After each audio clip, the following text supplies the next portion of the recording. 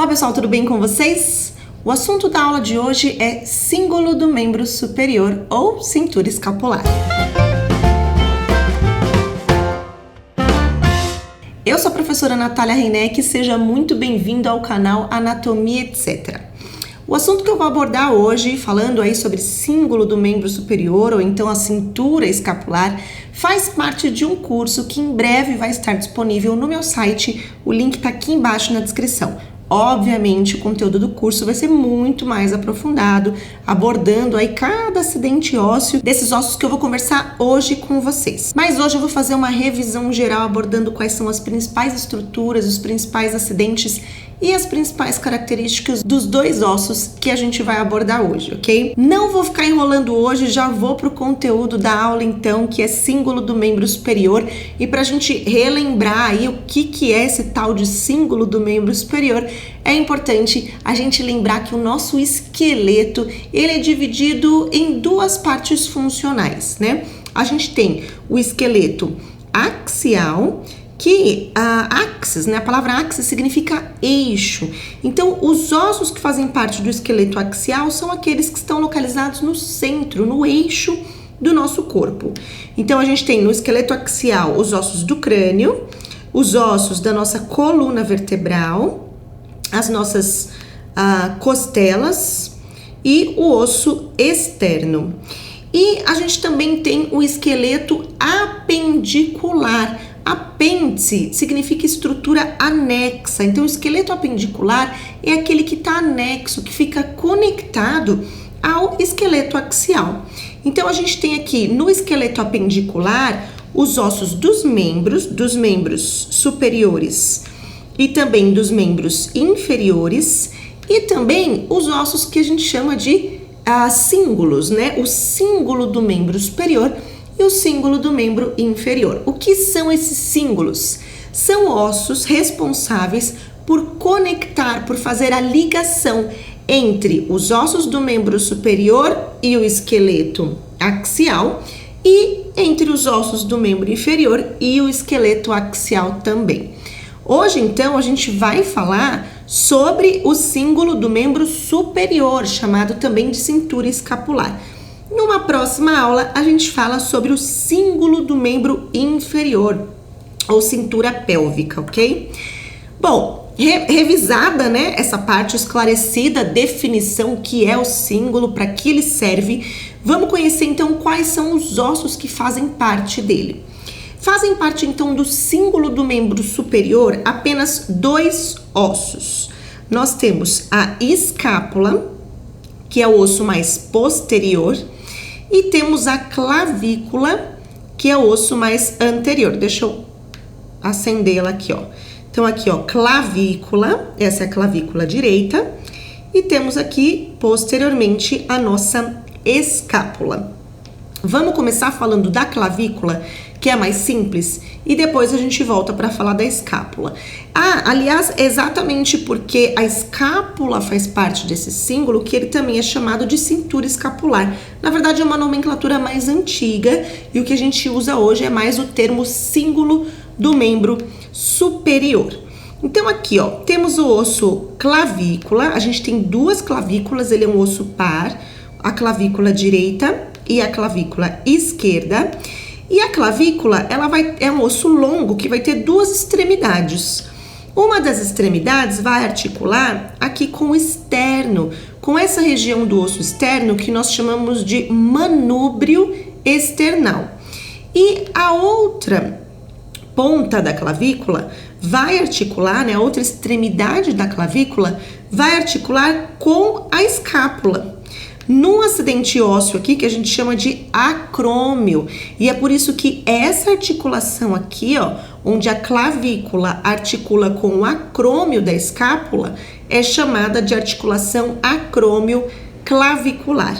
Então, aqui na clavícula a gente tem uma extremidade que é chamada de extremidade external, uma outra extremidade que é chamada de extremidade acromial, justamente por articular com o acrômio da escápula.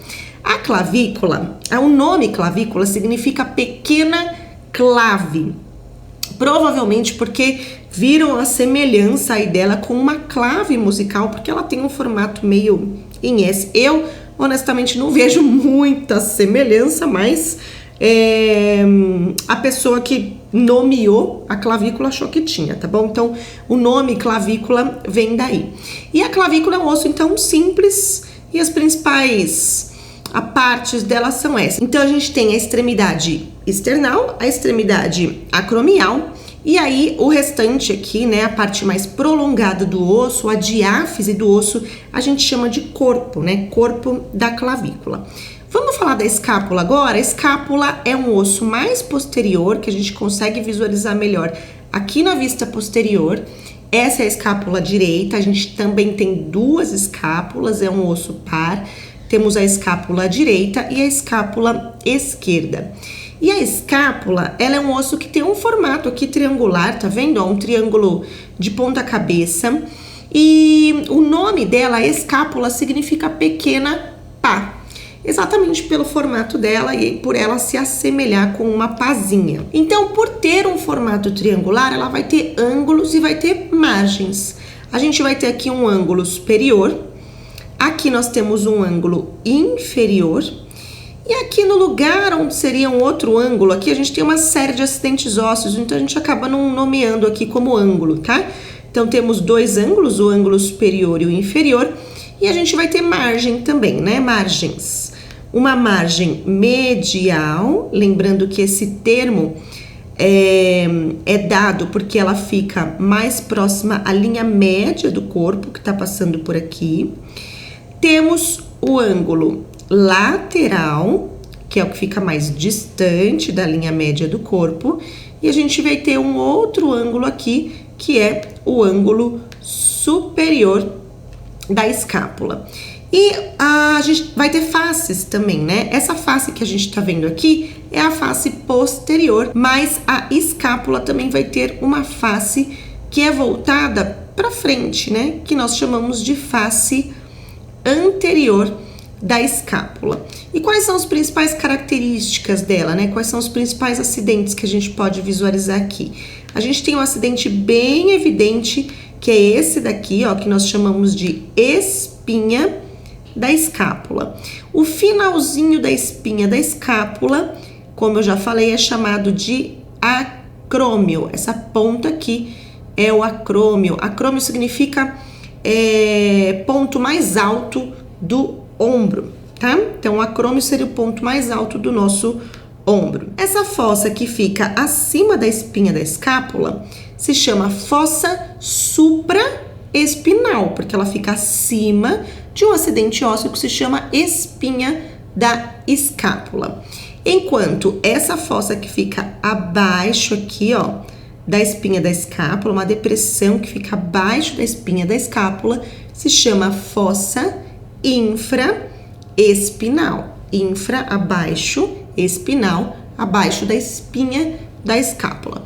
Vou dar uma breve pausa aqui para dizer para você que se você estiver gostando dessa aula, dá agora um joinha aqui embaixo nesse vídeo e manda agora para mim também um comentário dizendo se você está gostando ou não e já mandando aí as sugestões dos outros ossos que você gostaria que eu revisasse aqui nessas aulas usando o programa 3D, tá bom? Ah, lembrando também que se você quiser um conteúdo semelhante a esse, mas mais aprofundado, abordando todos os acidentes ósseos, todas as estruturas e as minúcias aí desse assunto, né, de ossos e acidentes ósseos, você pode ter acesso a esse conteúdo no meu curso de Anatomia e Fisiologia do Sistema Esquelético. Em breve ele vai estar disponível, aliás, dependendo de quando você estiver assistindo esse vídeo aqui, você já pode entrar no site que está aqui na descrição do vídeo e já dar uma olhadinha se o curso está disponível para você adquirir, ok? Vamos continuar aqui. A gente estava falando então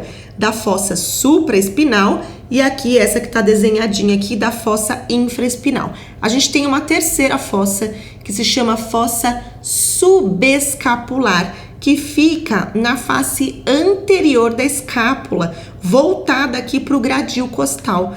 Então essa fossa aqui, ó, se chama fossa subescapular. Sub seria abaixo, então ela estaria abaixo da escápula. Não é bem abaixo, mas é na face contrária à face posterior, lá na face anterior, tá bom?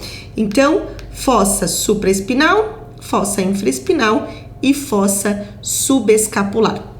Vou falar de apenas mais 2 acidentes ósseos bem evidentes aqui na escápula, que é essa ponta aqui que vem pra frente, ó, que é um processo. Esse processo se chama processo coracoide, tá bom? Então, processo coracoide.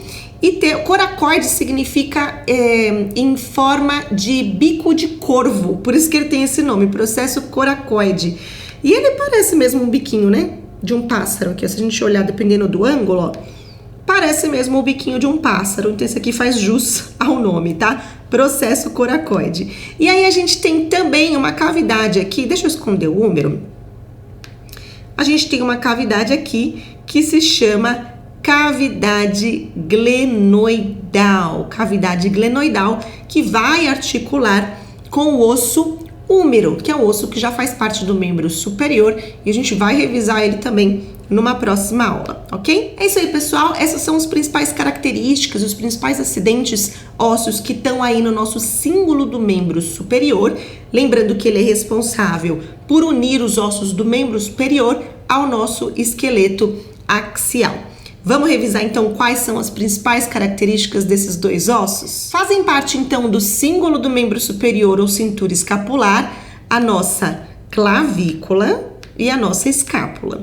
A clavícula é o osso mais anterior, um osso que tem uma extremidade external, uma extremidade acromial e um corpo da clavícula. A clavícula vai articular com o osso externo, com o manúbrio do externo e com o acrômio da escápula. A escápula é o osso mais posterior, que tem um formato aqui de triângulo de ponta cabeça. Os principais acidentes ósseos da escápula são o ângulo superior aqui, o ângulo inferior, as margens, né? A margem medial, a margem lateral e a margem superior.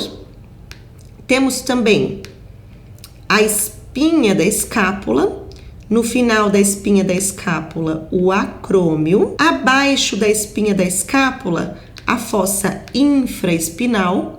Acima da espinha da escápula, a fossa supraespinal.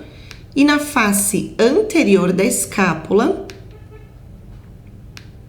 nós vamos ter a fossa subescapular. Ainda nesse osso temos mais 2 acidentes ósseos bem evidentes, que é o processo coracoide e aqui a cavidade glenoidal que articula com o osso húmero. É isso aí, pessoal, espero que vocês tenham gostado dessa aula. Se você gostou e não deu joinha ainda, não esquece de dar o joinha, isso ajuda bastante o canal, e mandar o seu comentário também com as suas sugestões.